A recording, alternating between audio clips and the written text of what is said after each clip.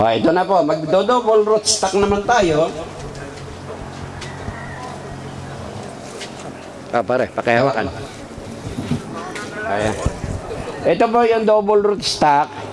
Ito po yung dugtong, ha? Yung dugtong po, doon tayo maghihiwa sa itaas ng dugtong, hindi po sa root stock. Dito po sa itaas, na ang haba mga 2 pulgada. O, ayan po, ha? 1/3. Tertia nung stem, yung hiniwa natin. Tertia nung stem, ang hiniwa natin, mga 2 pulgada haba. Yun ang mga seedling, hihiwain din po natin. Kung ito ay 2 pulgada, yung seedling mula sa ilalim, 2.5. Mas mahaba yung hiwa ng seedling. Ayan, mula sa ilalim, hihiwain din natin ganon, na mas mahaba yung paghiwa ng 1/3. Tigo 1/3 po. O, ayan, makita nyo, ha? Ayan, pareho may hiwa na. Ganyan lang po ang pagdo-double root stock. Pero sabi po nung Batanggenyo, tignan nyo, baka raw may bulong. Bulong naman, baka bulong yung sabi. May orasyon, ka. Ito lang po ang plastic ang gagamitin. Straw ngayon ang gagamitin. Pwede rin po yung plastic, pero itong straw, ang siya nating gagamitin. Ayan, ayan po. Mula sa ilalim, tatalian natin ng straw. I-align lang po yan. Naka-align po yung hiwa sa ilalim. Kailangan pantay yung hiwa. Pero pagdating po sa itaas, ay medyo may iwan yung hiwa, yung wound nung root stock.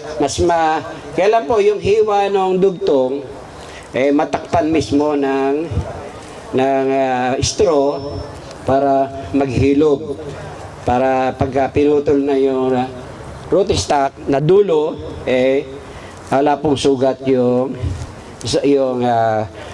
dugtong.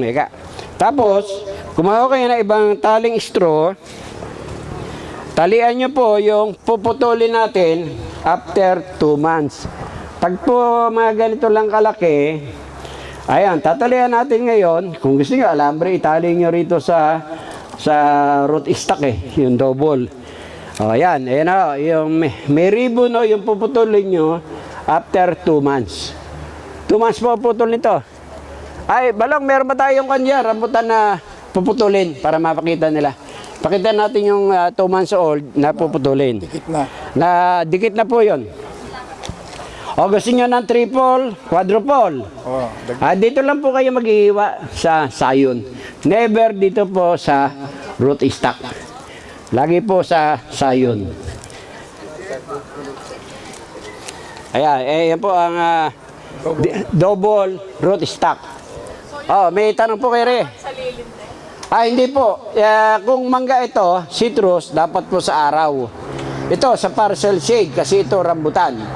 Rambutan po ito, kailan to sa partial shade. Pag mangga sa open, sa full sunlight. Ayan, pakikita na natin yung double na after 2 months, puputulin na po natin.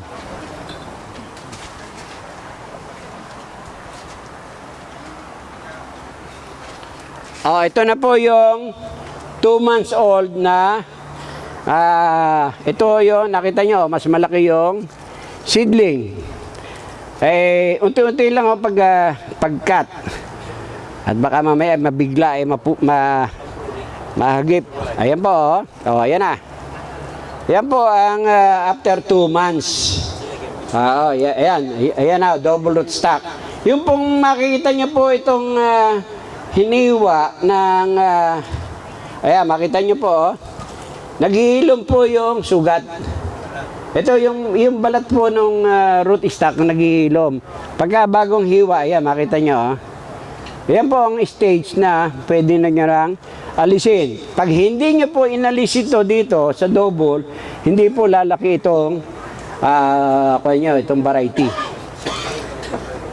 Oh, may tanong po sa pagdodouble. Ganyan lang po kasimple ang pagdodouble na sabi ko even you are not agriculture graduate, 10 minutes so malalaman niya.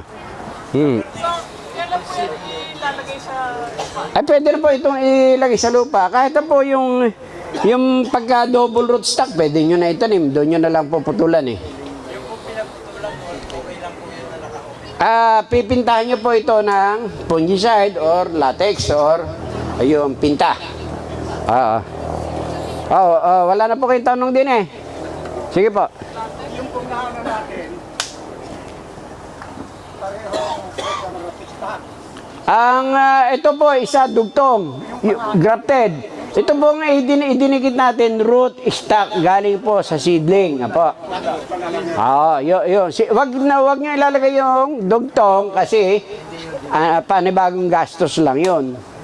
Yan po rectal success natin pag mga bakuran. Ito po 100%. Mga bakuran. Ito po, yung double root stocking. 100% to kasi parehong buhay. Ang mahirap po yung pag-grap. Yung pag-grap po, kailangan practice. Alam nyo, ako maestro ako. Ang success rate ko po, 35%. Ang success rate ng aking mga tao na araw-araw gumagawa, 95%. Kaya kailangan practice. Kaya yung mga tao, sila ang pinapirate, hindi ako. Kasi sila ang mahusay magdugtong eh. Kailangan namin magkaroon ng maraming taon. Tsaka po madaling magdugtong ng mga imported. At kung hindi kayo marunong magdugtong, kung hindi kayo marunong magdugtong, in-arching gagawin nyo, yung approach grafting. Alin po? Ito, 2 years lang po. Ito bubungay rambutan eh. 2 years lang po ito. Itong sinasabing chokanan mango, ayun po, pwede 6 months. May bunga na kayong isa, dalawa eh. Pero, ang commercial fruiting po ng double, lalo yung chokanan, mga 2 years. Yung kaya niya na bumunga ng 5 to 10 kilos. At maging ito pong rambutan, ay ito 2 years lang bubunga na.